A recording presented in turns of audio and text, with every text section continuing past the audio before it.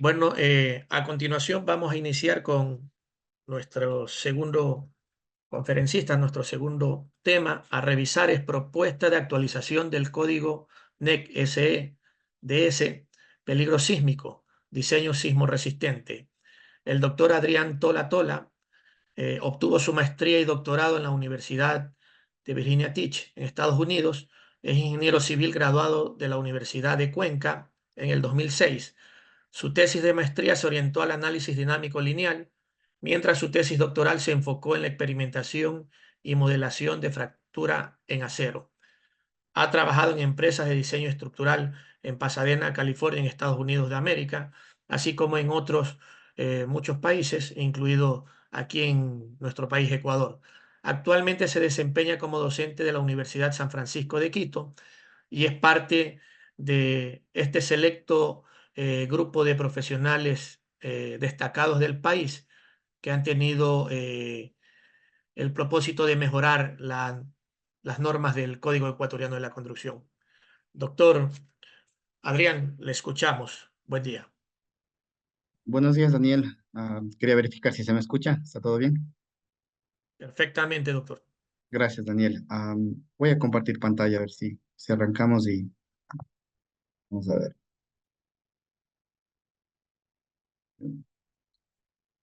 Daniel, ¿me puedes confirmar si visualizamos pantalla también?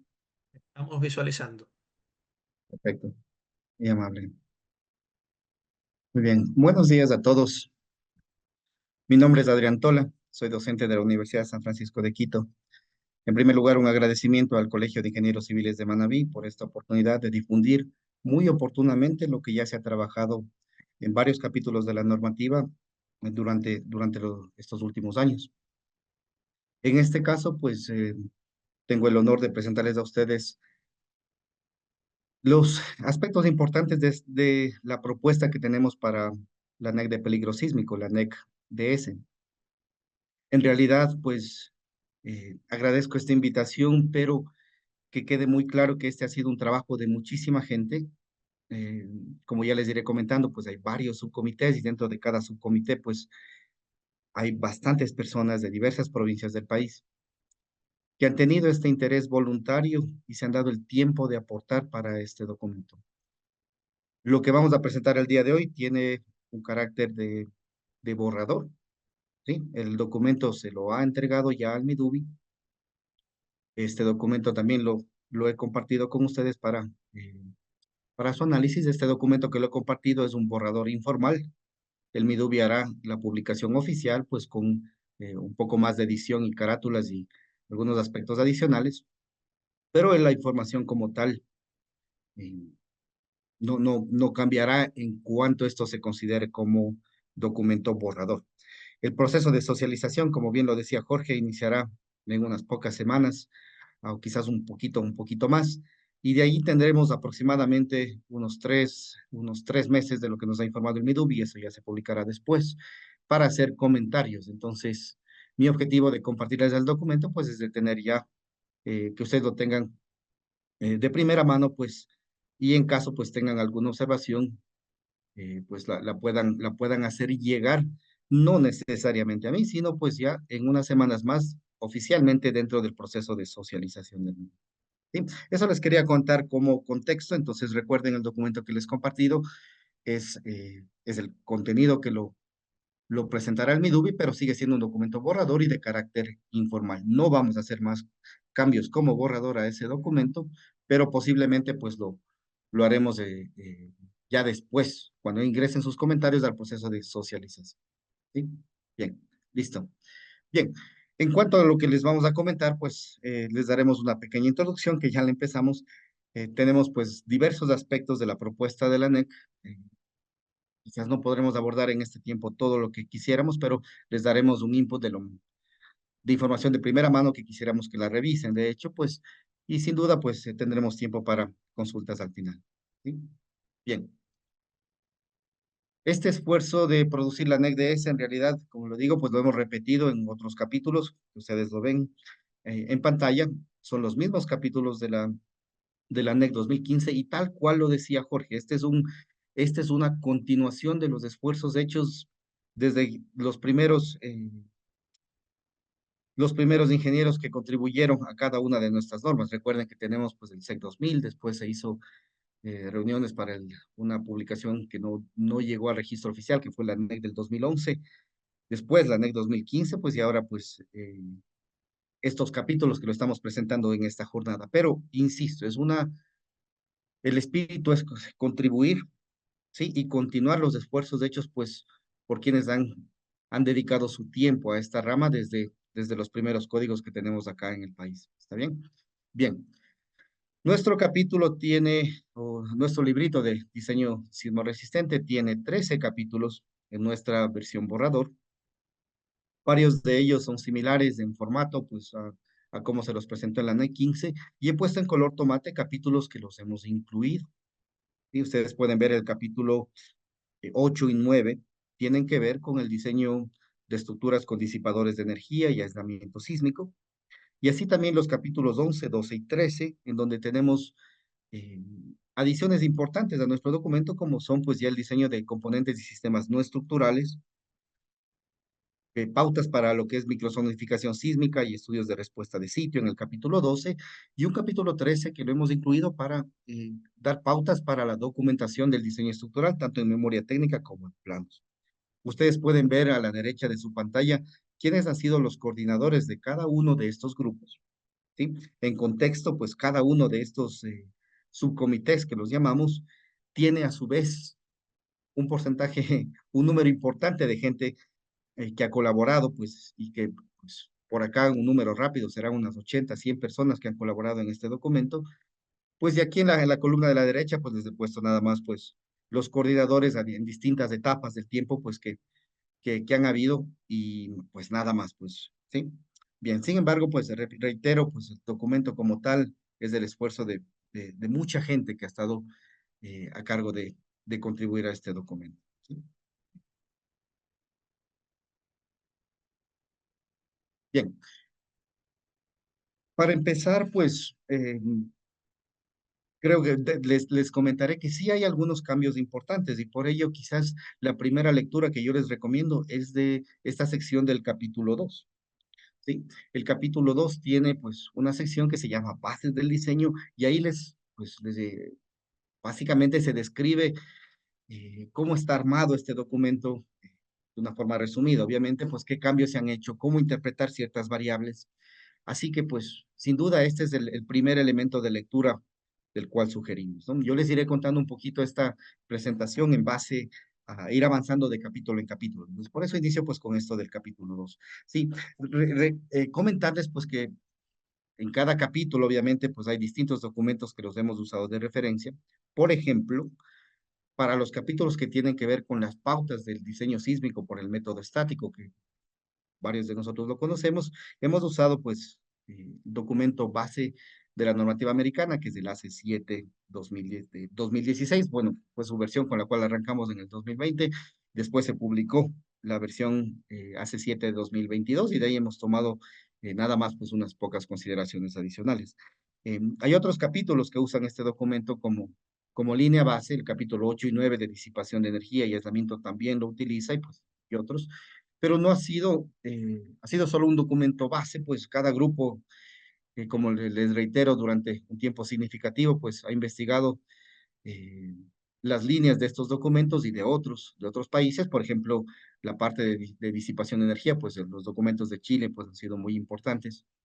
Eh, Así que, pues, nada más, pues, darles esa información a que la tengan en cuenta, ¿sí? Bien, hay conceptos nuevos como, y empezaremos con este, pues, de las categorías de riesgo. Esta información está, de hecho, dentro del documento que lo describió Jorge hace unos minutos en la NEC de Cargas Generales.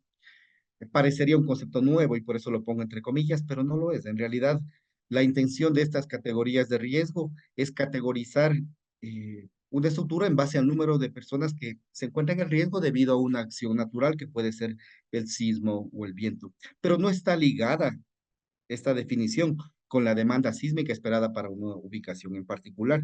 Les decía que no es un concepto nuevo porque tiene mucho que ver, tiene mucha similaridad con lo que tiene nuestro documento antecesor, que es la NEC 2015.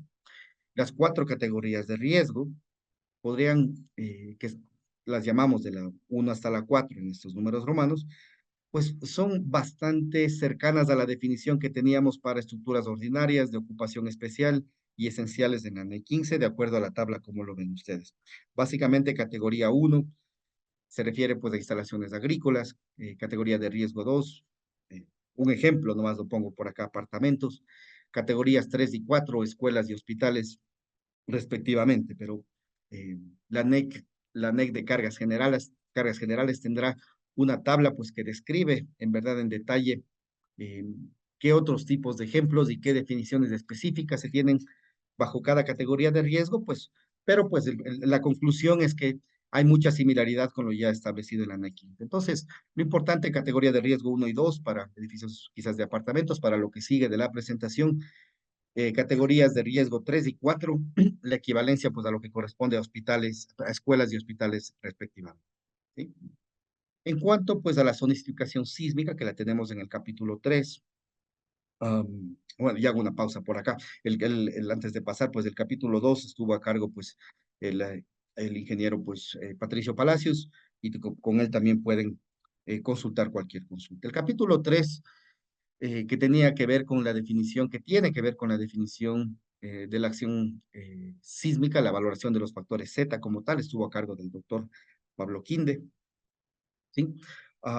Y pues aquí sí tenemos algunos cambios. Por ejemplo, pues bueno, el mapa se lo ha hecho en base a discusiones que hubieron en su momento, basadas en el contexto que habían dos tipos de información. En su momento, pues la información del Instituto Geofísico, los modelos que tiene en base pues a las publicaciones que han hecho pues investigadores muy reconocidos en el país en esta área. Y también pues tenemos modelos que, un segundo grupo de modelos que lo tenía pues, los habían desarrollado en principio um, eh, el doctor Pablo Quinde y el doctor Vera también en Guayaquil. Sí, pues bueno, hubieron conversaciones para eh, llegar pues a definir pues este capítulo, y el resultado fue eh, guiarnos un poquito por los estudios que tenía el doctor Pablo Quinde y el doctor Vera, ya que los podíamos un poquito, teníamos que estudiarlos, y bueno, pues esa fue la conclusión. Sin embargo, es muy importante valorar y no solo valorar, reconocer la información producida por el Instituto Geofísico, que tiene una página web que incluso tiene información análoga a la que se presenta por acá. ¿Sí? Bien, listo. Entonces, el resultado, pues, ya de la maduración de estos estudios preliminares, ya realizados por Pablo, determinó lo siguiente. Pues acá tenemos 5 zonas sísmicas que están establecidas en los rangos que ustedes ven en la tabla. Las zonas sísmicas ahora se definen con rangos. Recuerden ustedes, en la NEC 15 teníamos, las zonas sísmicas se definían por valores ya puntuales del valor de Z. En cambio, acá, en nuestra propuesta tenemos rangos para cada una de las zonas sísmicas. ¿Sí? Ahí es un cambio importante, no es de forma, porque en la NEC 15 podíamos, de hecho, ver nuestro mapa de zonificación y de acuerdo al color, y si no había ninguna ambigüedad con la ubicación, es decir, que si la ubicación de la estructura que queríamos estaba, por ejemplo, en la intersección de dos zonas sísmicas, quizás ahí nos tocaba indagar un poquito más. Y en la NEC 15, básicamente usábamos este mapa para definir la, la zona sísmica, a pesar de que también en la NEC 15 teníamos pues en el anexo la clarificación de valores puntuales, ¿no? En esta propuesta de la NEC, el mapa es informativo, pero los valores de Z tienen que obtenerse directamente del anexo, un anexo que no hemos colocado al final del documento. ¿Sí? Información presentada en el anexo está en este formato, como lo ven ustedes: provincia, población y el factor Z. Sí, entonces el factor Z ya no lo usaríamos de acuerdo a un mapa, sino de acuerdo al valor que tenga este anexo, y estos resultados, como les decía, son el producto, ¿ya? De los modelos que los maneja el doctor Pablo Quinn. ¿Está bien? Sí, aquí he puesto algunos ejemplos. Por ejemplo, pues ahí ven ustedes tres poblaciones en la provincia de Manabí con valores, por ejemplo, en Pedernales, un Z de 0,58. Eh, por acá vemos, bueno, ahí pueden ustedes ver de acuerdo a la población donde se encuentren o donde tengan más relación, pues del factor de Z. En todo caso, pues valores, los valores están en el documento que se les ha anexado, pues si los pueden revisar en detalle, ¿sí? Bien, la forma espectral, eh, descrita también en el capítulo 3 también ha sufrido, bueno, también le hemos realizado algunos cambios en esto, en aquello, cambios para mejorar eh, lo siguiente. Ustedes pueden ver que la forma espectral de ahora tiene tres ramas, especialmente pues esta rama última, en donde a partir del periodo que lo hemos denominado TL, pues se tiene la rama de desplazamiento constante del espectro, ¿sí? Esta es una adición, una mejora que hemos hecho, pues, una contribución a lo que ya se tenía para estar, eh, para ser consistente con, con los conceptos de dinámica estructural, sin duda. He puesto en color amarillo justamente lo que son quizás poner unos, solo por darles a conocer algunos de los cambios. El primero de ellos ya lo mencioné, pues justamente esta tercera rama del espectro, donde se tiene la rama de desplazamiento constante y también, como pueden ver ustedes en la parte superior izquierda del slide, el valor, el valor de 2.4 que se ha puesto con un fondo de color amarillo, 2.4 es 2.4 y multiplicado por ZFA, pues llega a ser la aceleración en la meseta del espectro. Ese factor de 2.4 dependía de la región en la NEC 15. ¿Sí? Y la calibración, pues, permitió que se pueda usar un valor un valor constante igual a 2.4 ahora. Sí, reitero, esto ha permitido que el espectro de desplazamiento sea de la forma como se muestra en la parte superior derecha. ¿Sí? Entonces ya tenemos una zona ah, de desplazamiento constante. ¿Sí? Bien, am, con la información que se las puso en el slide anterior, ustedes pueden construir los espectros para cada una de las ubicaciones de interés, en donde ustedes eh, manejen pues su profesión. Yo acá les muestro tres ejemplos de los espectros de la comparación de espectros de la NEC 2015 con nuestra propuesta. ¿Sí? Y aquí pido pues mucha cautela en cuanto a entender eh, qué nomás puede subir o bajar el cortante basal, qué nomás puede subir, influir en eh, en una conclusión del tipo económico, a ver si es más caro, si es menos caro. Las figuras que yo les muestro acá son de referencia. Claro, en estas figuras ustedes pueden ver que la propuesta en estas tres ubicaciones en particular, pues tiene aceleraciones en meseta más altas para eh, para la NEC 23, pero, pero si ustedes pueden ver después de la meseta, hay bastante similitud. E incluso, pues, en la zona de desplazamiento constante, la propuesta nueva incluso va por debajo de la NEC 15. Entonces, eh, les pido bastante cautela en hacer sus juicios de valor, por eso están ahí se les da facilitado este documento para que hagan su propia crítica, hagan sus propios espectros. ¿Sí? Esa es la idea de contribuir, no solo es de mi parte, al menos opinión personal, no es solo preguntar qué cambia, qué no cambia, pues haga su ejercicio y más bien coménteme el resultado, si funciona esto de acá. ¿Sí? Bien, el capítulo 4 5 y 6 ahí pudimos estar envueltos un poquito más. De mi parte les comento. Entonces, por ahí les puedo dar la siguiente información. En primer lugar, pues, cambiamos el factor de importancia de las edificaciones que les corresponde a la categoría de riesgo 3, ejemplo, escuelas. Anteriormente en la NEC teníamos 1.3 y eso tenía su razón de ser. Había una similitud con códigos adicionales este valor de 1.3 no solo estaba en la NEC 15, también estaba en la SEC 2000 y tenía eso asociación con códigos, eh, con otros códigos pues de la misma época, ¿no? Ahora hemos visto, ya que estamos usando como para varias secciones estamos utilizando el código AC7 de referencia, pues hemos tratado de ser consistentes y hemos cambiado, y esa fue la razón de cambiar este valor. ¿Sí?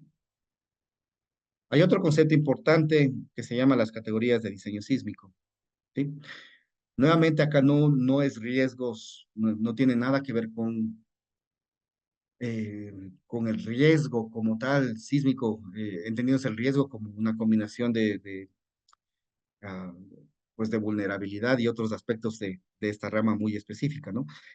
Sino pues la categoría de diseño sísmico permite, permite clasificar estructuras y pues aplicarles distintos niveles de análisis, ¿sí?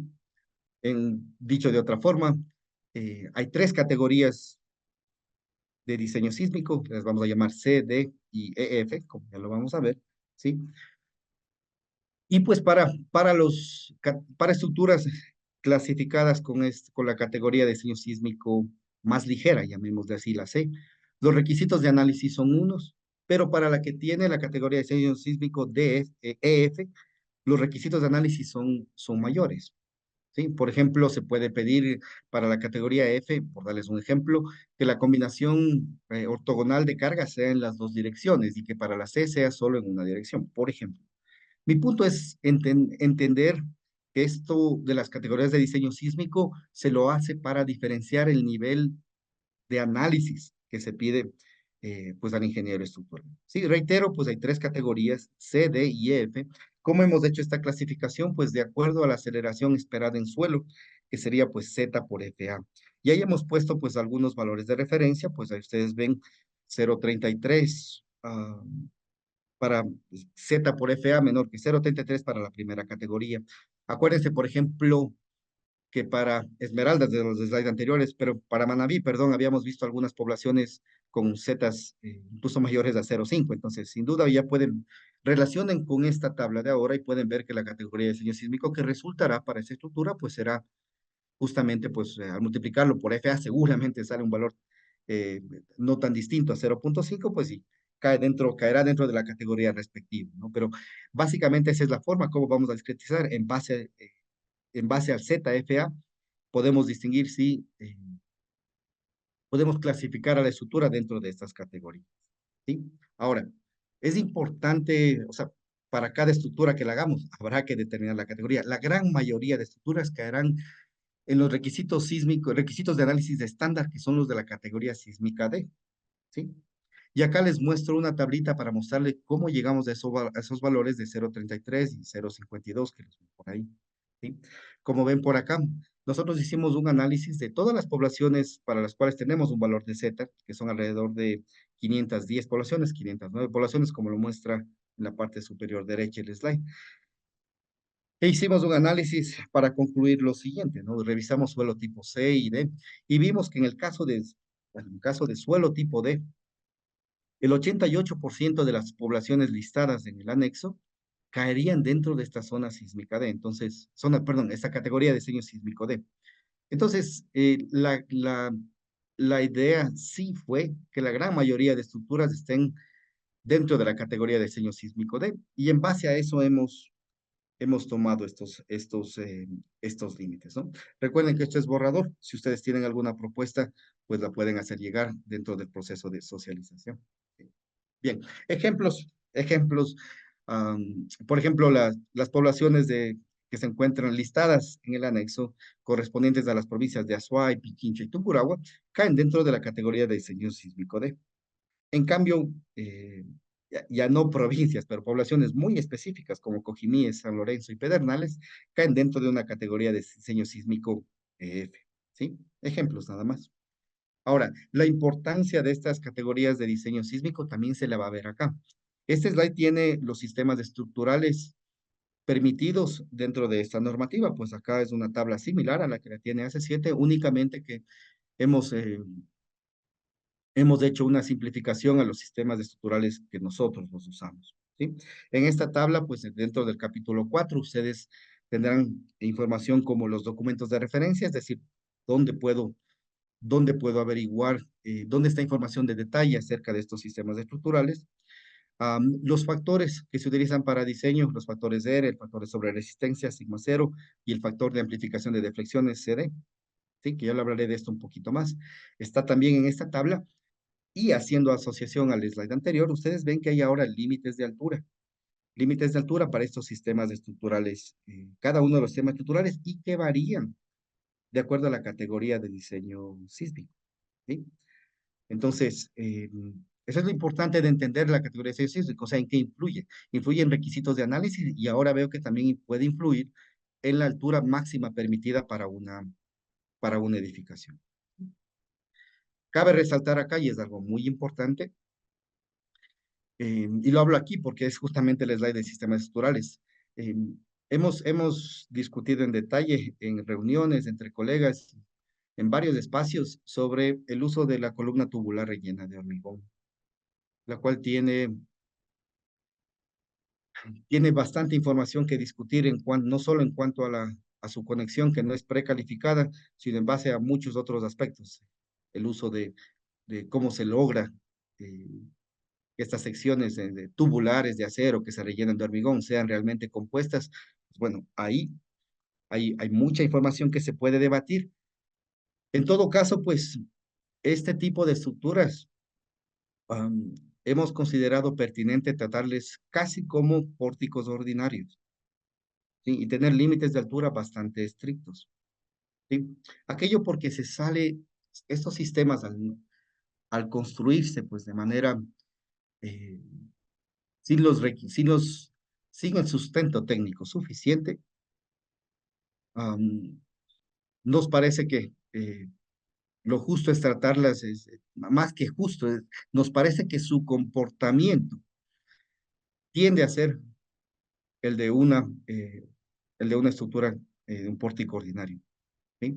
Por acá habrá mucho que conversar.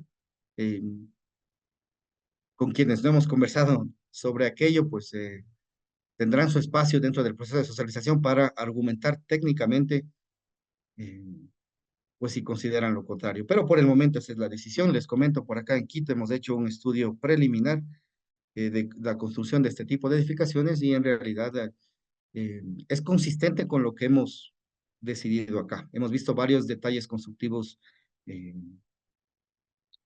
que son muy discutibles y su categorización como un pórtico ordinario se asemeja más al tipo de detallamiento que se lo da en planos estructurales. Entonces, eh, este es un tema importante, tiene afectación económica sin duda, en la industria del acero también. Más información, pueden conversar con el doctor Telmo Sánchez, quien dirige la NEC de Acero, y también pues que tendrá una presentación en esta jornada. ¿Bien? Bien. En cuanto a lo que pedimos de diseño para estructuras de tipo, o sea, ¿qué requisitos de diseño vamos a pedir? ¿Cómo? ¿Cuál es la filosofía que la manejamos? Pues bueno, esta tablita la han visto ustedes en varios espacios en las que contiene la información del nivel de desempeño, pues son cuatro niveles de desempeño que se han venido manejando pues en documentos internacionales y también en la NEC 15.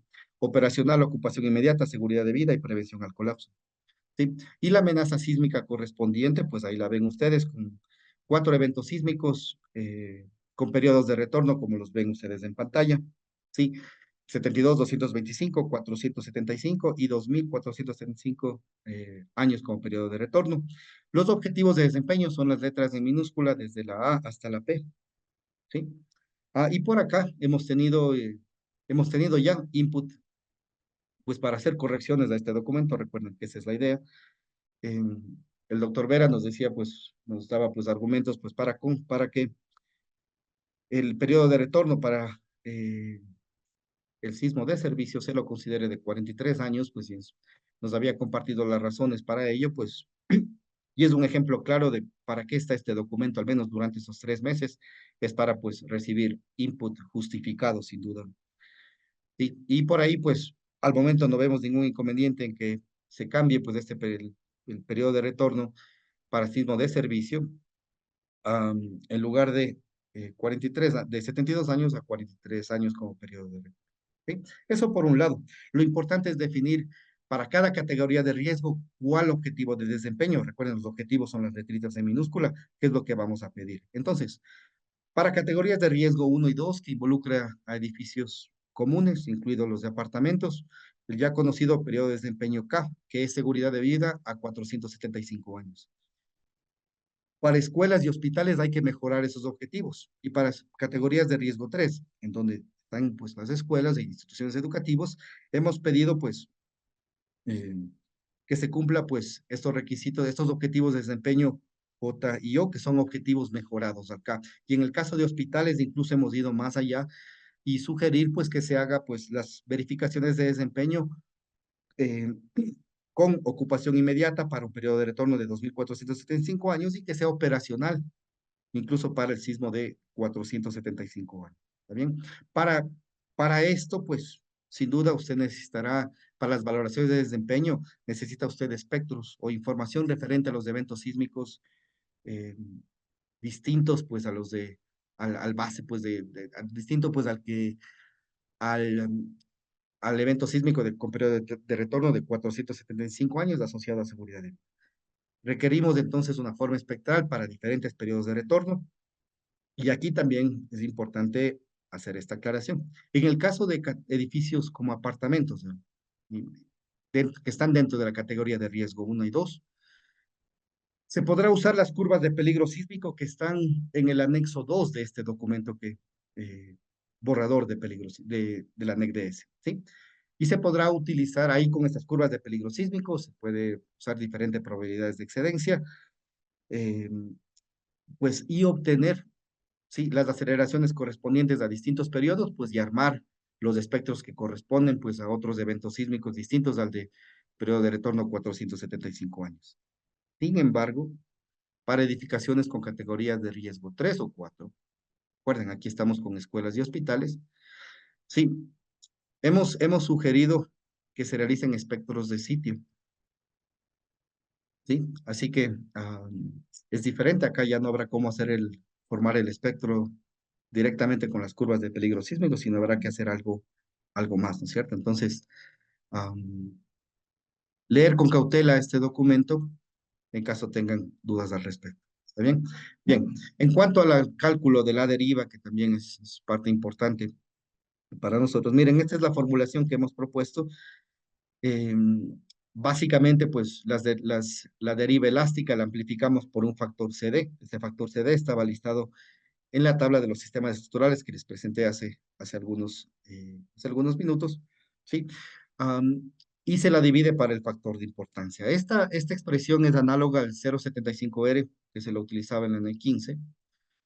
Am, Sin embargo, pues, bueno, es una actualización. El uso del 0,75R, personalmente yo tenía eh, cierta discrepancia, ya que lo, cuando hacemos el diseño sísmico, claro, reducimos carga sísmica por el factor de R, pero luego se amplifica nuevamente, estoy hablando de la NEC 15, luego se amplificaba nuevamente por 0,75R para calcular las derivas inelásticas, pero ahí terminaba cancelándose el factor R, porque en la valoración de cargas se divide y en la multiplicación para derivas se multiplicaba, terminaba eh, cancelándose ese factor. Am, entonces el efecto para mí no era muy claro. En todo caso, es una opinión muy personal. Por acá nuestra propuesta va así. Y aquí el entendimiento de por qué se divide por el factor de importancia es bastante importante. ¿Sí? Recuerden que para calcular esta variable que está delta XE, eh, esta variable son las derivas calculadas con un cortante basal en donde se incluye el factor de importancia. Y pues para calcular la deriva inelástica acá le dividimos porque queremos que este cálculo sea independiente del factor de importancia. Bien, ¿qué más les comento? Por acá, en cuanto a la deriva, eso en cuanto al cálculo. Y esto muy importante ahora respecto a los límites de la deriva. Hemos analizado los siguientes aspectos. Ustedes saben, el límite de la deriva de la NEC 15 es 2%, la norma americana también usa el 2%. ah, Normas de otros países usan valores cercanos al 1%, como Chile, a una filosofía un poquito distinta a la nuestra, así que no es 100% comparable. Y este factor, sin duda, tiene peso en la parte económica. Nosotros hemos decidido esto en base al siguiente razonamiento. Hemos pensado, hemos razonado en la influencia que tiene el tipo de paredes que se utilizan en la estructura. Si se utilizan paredes livianas, como las de gypsum, por ejemplo, el riesgo de pérdidas de vida ante la caída de este tipo de elementos en particular, consideramos que es menor que el que se tiene cuando se utilizan paredes rígidas. ¿Sí? Ahí están dos categorías. El texto es idéntico de las dos primeras líneas que leen ustedes, y la diferencia, excepto que varía en el tipo de paredes que se utiliza. Y también hemos hecho una distinción al uso de la columna tubular rellena de hormigón también, ¿sí? En cuanto a las derivas, ya que dado que no se usan conexiones precalificadas, pues su comportamiento es no necesariamente malo, pero sí puede ser impredecible, ¿sí? Bien, también hemos hecho lo siguiente. Hemos pensado pues de que el límite de deriva tiene que ser distinto para estructuras con distinta categoría de riesgo, o sea, debe ser distinto para hospitales, escuelas o apartamentos de escuelas y hospitales. No tiene mucho sentido que un hospital se diseñe con una deriva del 2%, porque el 2% significa daño. Y por más que se incremente el factor de importancia, que solo sirve para subir la carga del cortante basal, en realidad eso no garantiza ningún mejor comportamiento. Am, Creemos que es importante que se tenga menos deriva para edificaciones de las categorías de riesgo 3 y 4. Por lo tanto, la tendencia que hemos establecido es como se ve en pantalla, ¿sí? Si es que se usa paredes flexibles, estoy explicando la línea vertical de la tendencia, sí, podemos aceptar que el diseño tenga una deriva un poquito más alta, lo cual a, va a traducirse en elementos de tamaño más pequeños, ¿sí? Y la línea horizontal de la tendencia es, como les decía, hospitales tienen que ir con eh, una deriva menor que las edificaciones normales. Y el resultado que al que hemos llegado, pues para sugerir es el siguiente. La deriva básica es 1,8%. Y de ese 1,8%, claro, se puede hacerlo si es que se utilizan para edificios de apartamentos, por ejemplo, y si se utiliza estas paredes livianas. De ahí, si es que cambiamos de tipo de paredes o si cambiamos de categoría de riesgo o de edificación, pues los valores van como los ven ustedes en la tabla, ¿sí? Am, ¿Cómo hemos hecho la variación para llegar a esto? Pues nada más que hemos dividido la deriva básica de 1,8 en la primera línea para el factor de importancia correspondiente, pues, y de la categoría 3 y la categoría. ¿Sí? Algunos otros aspectos, aspiro a terminar en unos 5 minutitos para tener un lapso, para tener espacio para preguntas. Hay conceptos importantes como el factor de redundancia, que puede ser 1 o 1,3. Aquí básicamente tiene que ver si la estructura tiene varios mecanismos para disipar energía. La importancia y la relevancia de esto eh, bueno, uno de los aspectos relevantes es que si es que su factor de redundancia es 1,3, su deriva ya no es como la que estaba mostrada en la tabla anterior. Usted tiene que dividir su deriva para el factor de importancia, para el factor de redundancia. Y ahí su deriva incluso puede ser mucho menor. ¿Sí? Otro aspecto importante, pues, am, por acá en cuanto a las combinaciones de carga. Esto también está escrito en el documento que lo, lo lideró Jorge, el NEC de cargas. Bueno, está asociado, ¿no? Y por acá comentarles pues que la carga sísmica en verdad pues nada nuevo, es la contribución de un efecto horizontal y un efecto de cargas verticales también, que es la primera línea que la pongo, pues el esfuerzo horizontal, perdón, la carga horizontal no solo es la que calculamos por espectro, sino su multiplicación por el factor de redundancia. Pues, vean ustedes la importancia de que ese factor de redundancia sea uno, ¿sí? La carga vertical, en cambio, acá hemos tomado una analogía, al momento hemos tomado una analogía de lo que hace 7 y lo toma como un 20% de la aceleración del espectro de diseño en la meseta, ¿sí? Para estar más claros, pues esto es el valor de SDS, pues y lo que va a hacer es incrementar la carga gravitacional en nuestras combinaciones de carga. Haciendo relación, pues ya las combinaciones de carga, esta es la combinación de carga 6, si no estoy mala, en la NEC 15, se conserva el espíritu, 1, 2D más sismo más L, pero pues con las adiciones que les puse pues en la primera mitad, resulta dar como resultado la siguiente combinación de carga. Ahí la que está puesta al final del slide en color amarillo, ustedes pueden ver que hay un incremento en, en la porción de la carga muerta, ¿sí? La factoración del 0,5L, eso ya lo conocemos, es por las previsiones también ya de la NEC 15, de que para carga viva menor a 480 kilos por metro cuadrado se puede usar reducir la carga, el efecto de la carga viva a la mitad. Pero, conclusión de esto, hay una hay un cambio en la carga, en la combinación de carga que afectará a carga sísmica. En cuanto a las irregularidades horizontales y verticales, por ahí eh, no hay, bueno, hay algunos cambios, los pueden leer ustedes. Por ejemplo, ya no se permiten estas irregularidades extremas que había. Si no estoy mal, había en piso, en irregularidad torsional y en cuanto al horizontal y en piso débil, había estas irregularidades torsionales extremas que las permitían códigos anteriores, ah, pues esas ya no se permiten. También, de acuerdo a un documento que es el FEMA-P 2012, ya no hay la regularidad en masa. eh, Hay un estudio que justifica aquello y hemos adoptado también la misma conclusión de no incluirlo. En el capítulo 6 eh, que tiene que ver con el diseño basado en fuerzas. Hemos incluido pautas sin duda para el análisis estático lineal, que es todo lo que he venido conversando. El dinámico lineal, ahí está el modal espectral. El análisis lineal paso a paso en el tiempo, en realidad lo hemos incluido, pero eh, es posible que quizás no sea necesario incluirlo, pues desde el análisis lineal con registros sísmicos. Eso ya lo veremos. Y también pues los métodos de análisis estático no lineal y el dinámico no lineal. ¿Sí? Bien, por ahí algunos cambios importantes también en lo que es el cortante basal. Como ven ustedes en la expresión en pantalla, ya no hay coeficientes de irregularidad en planta y en elevación. Cuando se tiene algún tipo de irregularidad, lo que se hace es incrementar el nivel de análisis. ¿Sí? Y eso hay unas tablitas en el capítulo 5 donde podrán ver ustedes. Pero pues aquí les comento pues en este slide un poquito resumido los cambios. El factor de importancia cambió, recuerden, hay un cambio en el valor para la categoría de riesgo referente a escuelas. La aceleración espectral, bueno, ahí hay dos cambios, ¿no? Cambió en primer lugar la forma del espectro, eh, las ecuaciones que gobiernan al espectro, y también hay cambios en cómo se calcula el periodo de vibración, y por ahí ya les voy a comentar en un segundo. ¿Sí?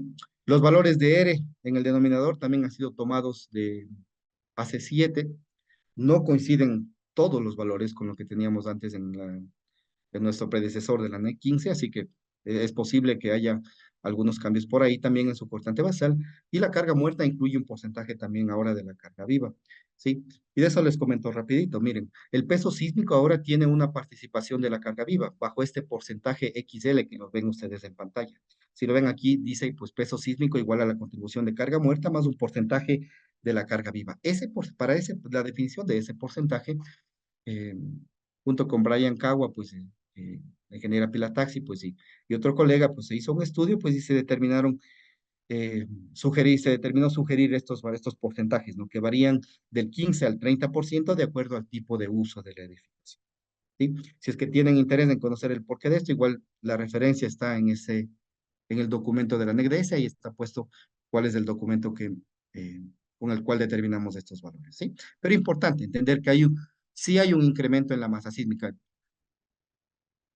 Sin embargo, piensen ustedes, un incremento en el peso sísmico, perdón, en el peso sísmico quise decir, un incremento en el peso sísmico, si es que estamos en la rama descendente del espectro, involucra una disminución de la aceleración. Por eso digo esto para ser cautos, es decir, miren, todo esto aumenta el cortante basal. No, no, no. Haga su estudio y dígame, cuénteme usted cuál es su respuesta. ¿Sí? Bien, también hemos puesto como cambio importante el cortante mínimo. Ah, este es no teníamos antes un cortante mínimo. Va a influir en cuanto va a incluir especialmente en estructuras con periodo largo, si pueden ser ya edificios de altura. Las referencias nuestras pues han sido pues por acá un 3% mínimo del peso y además pues esta formulita que la ven ustedes en pantalla la razonamos en base a cómo lo hace el código chileno también, ¿sí? Bien, en cuanto al periodo de vibración, acá es importantísimo entender esto de acá. Recuerden ustedes, he puesto este slide para hacer referencia a la NEC 15. En la NEC 15 se calculaba el periodo aproximado que se denomina TA, y con ese periodo calculábamos cortante basal y derivas puestos acá como V mayúscula y delta. ¿Está bien? Podíamos nosotros sacar nuestro periodo del computador, esto que lo he puesto como TComp. Sin embargo, por ahí no influyen en distintas cosas, pero no para calcular el cortante basal y derivas utilizamos el periodo aproximado.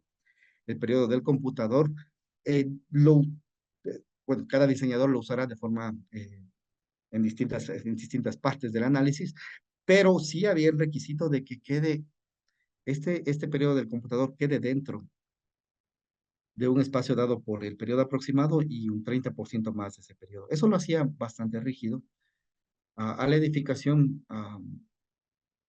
Y en la NEC, en nuestra nueva versión, le hemos dado un poco más de detalle a esto de acá.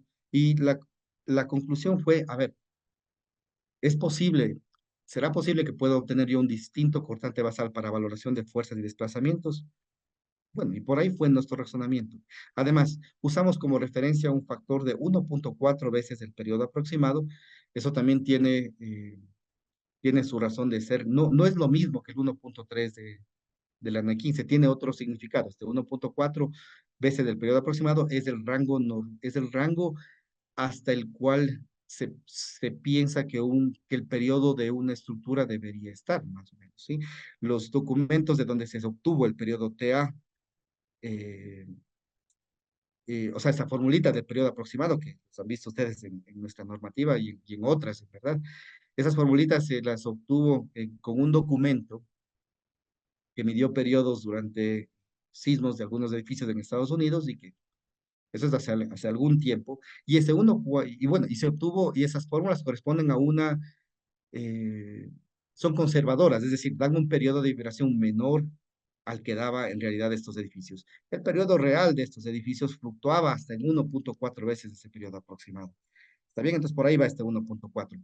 Y ahí hay tres distintos casos que hemos analizado, ¿sí? El primer caso es el siguiente. Si nosotros tenemos, y lo ven ustedes con color rojo arriba, si nuestro periodo de análisis es menor, del computador es menor que el aproximado, ahí habrá que revisar el análisis porque eso en realidad no es muy común. Ahí lo que hemos recomendado es que calcule cortante, bueno, si no hay nada que revisar, que el cortante y deriva sean calculados con el periodo aproximado. Sin embargo, sí, por eso hemos puesto esta tablita de acá, ¿ya? Sin embargo, si es que el periodo computalizado queda dentro del TA y 1.4TA nos parece razonable, o sea, parece un diseño razonable y no le vemos razón alguna para no hacer lo siguiente, que se calcule tanto derivas y cortante basal con el periodo que viene del computador. ¿Sí? Aquí mostramos en esta tablita cuál es lo que estamos describiendo en detalle. ¿Sí? Finalmente, como tercer caso, en caso el periodo del análisis salga mayor que 1.4TA, que no es eh, eso ocurre, sí, eso puede ocurrir, sí, sin duda.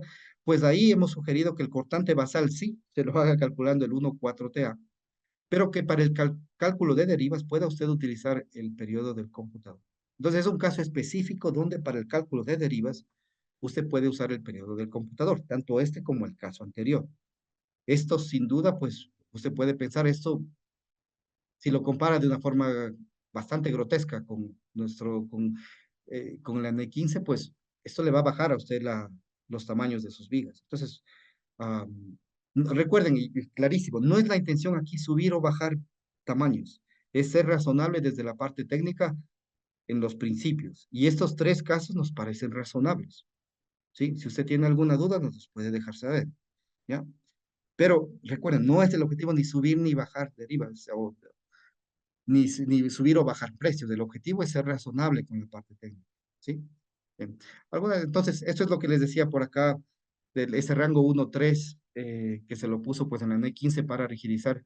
Am, esto todavía lo podemos madurar un poquito, pero yo les quería mostrar los resultados de una pequeña simulación que hicimos. Miren, acá pues hicimos un sistema de 12, un edificio de 12 pisos, dual, con pórticos y muros. Mantuvimos el tamaño de vigas de 30 por 60 y columnas de 40 por 40. Y solo nos fijamos en el tamaño de los muros para distintos casos. En el primer caso, que lo ven ustedes en la parte izquierda, si la NEC del 2015 no hubiera tenido ese requisito del 1.3, de que el periodo computalizado quede dentro de ese rango de no más del 30% del periodo aproximado, el tamaño de los muros sería de 45 centímetros para satisfacer una deriva del 2%. Sin embargo, si el tamaño, dado ese requisito, dado ese requisito, el muro tiene que incrementarse a un espesor bastante alto para ser más rígido y y que su periodo calce dentro de ese porcentaje, de que sea menor que del 30% de TA. Miren, o sea, subió al 90%, o sea, subió a 90 centímetros, perdón, el muro. El muro como tal subió al doble solo para cumplir ese requisito. Nuestros estudios dieron que utilizando la propuesta de la NEC llegaríamos a un muro, para ahora llegaríamos a un muro, en el mismo ejercicio equivalente, todo desde un punto de vista académico, llegaríamos a muros de un espesor de 30 centímetros. Entonces, ahí si comparan ustedes, más bien hay una disminución del espesor del muro. Si solo ven el primer y último escenario, perdón, bueno, si ven el segundo y tercer escenario, y si es que solo quieren ver costos, independientemente si lo quieren ver así, pues es posible que en casos muy específicos, incluso las dimensiones de nuestros elementos sean menores con las provisiones que tenemos ahora. Importancia superlativa para este tipo de análisis de los factores de agrietamiento. Aquí no los he puesto, los podemos conversar si ustedes los desean, pero basta que usted no ponga los factores de agrietamiento y su deriva va a ser la mitad de lo que debería ser. Así que importancia superlativa. Casi para terminar un poquito, por razones de tiempo, solo quería darles un comentario bastante rápido de lo que tienen nuestros otros capítulos.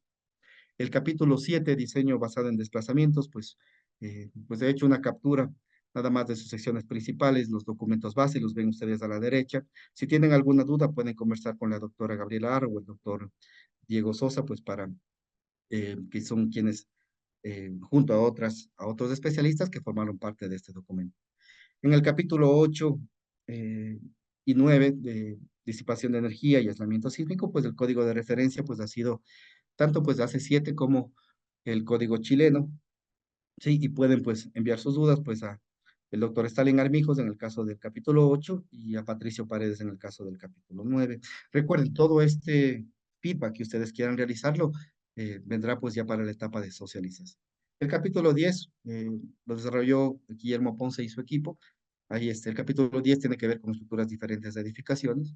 El capítulo 11 con componentes no estructurales. Acá la doctora Alicia Rivera fue en quien con su equipo, incluido el doctor Retamales de Chile, pues pusieron un gran esfuerzo para llegar a este documento, basado tanto en AC7 como en el Código de Modelo Sísmico para América Latina y el Caribe.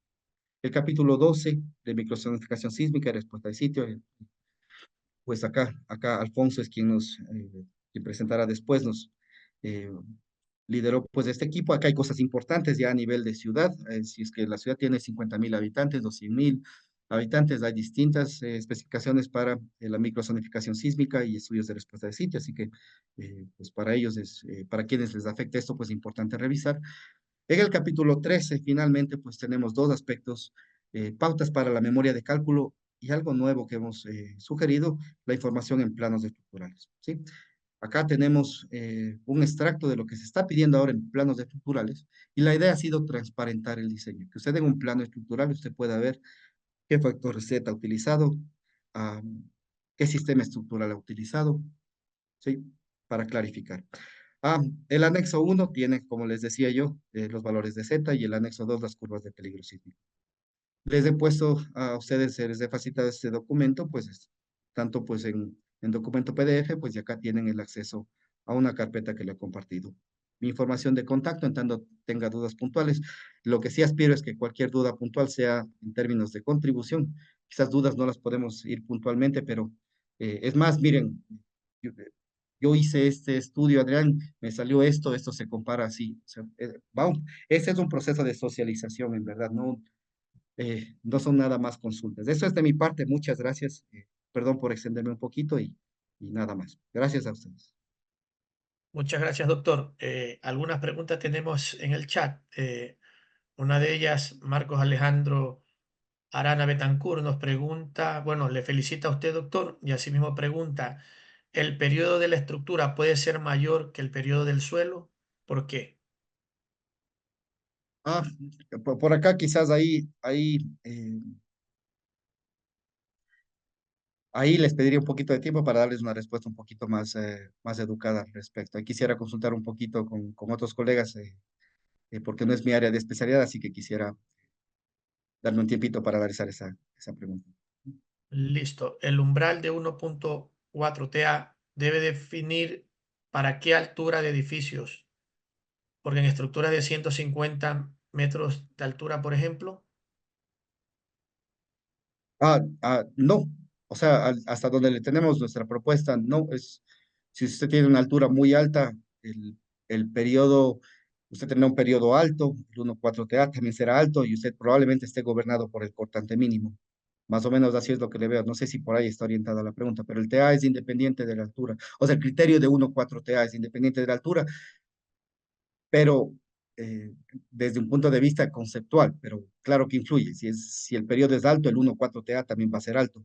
Pero reitero, para ese caso, probablemente ya usted sea gobernado por el cortante mínimo.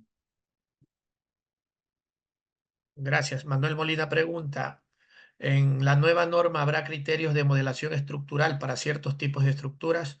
Por ejemplo, estructuras con sótanos, con pilotes, sobre suelos blandos, análisis de interacción suelo-estructura, entre otros.